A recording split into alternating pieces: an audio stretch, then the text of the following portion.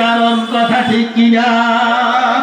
ও বন্ধু, যারা মরবা তার জন্য কথা। আর যদি কেউ মনে করো মরবো না, তার জন্য কোনো কথাও নাই, কোরআন হাদিসের আলোচনাও নাই।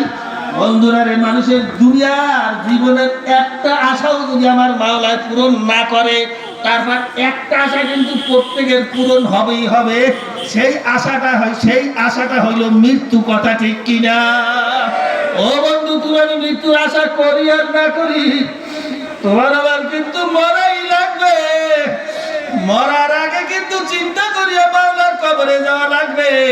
আর চিন্তা করিয়া কবরে যাইতে হইলে আমার মাওলার কালাম কিন্তু বোঝা লাগবে, আল্লাহর হাবিবের হাদিস বোঝা লাগবে।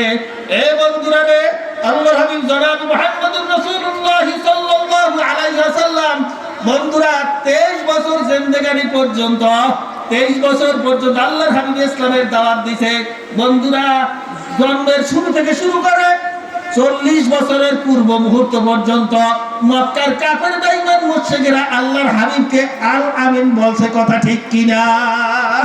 মক্কার যে কাফের বেঈমান মুশরিকরা আল্লাহর হাবিবকে আল আমিন বলছে। 40 বছরে যখন আমার মাওলার কালাম নাযিল করলো আল্লাহর হাবিবের উপরে, আল্লাহর হাবিব যখন কালেমার দাওয়াত দেওয়া শুরু করিয়া দিয়েছেন, আল্লাহর হাবিবের উপরে তখন আসলো পাথর, তখন আসলো নির্যাতন, নিষ্পেষণ, অসহনীয় জ্বালা। কথা ঠিক কিনা? আল্লাহর হাবিবের কি অপরাধ ছিল? মক্কার যে কাফের বেঈমান মুশরিকরা 40 বছর পর্যন্ত আল আমিন বলছে, ওই মক্কার ওই কাফের বেঈমান মুশরিকরা আবার আল্লাহর হাবিবকে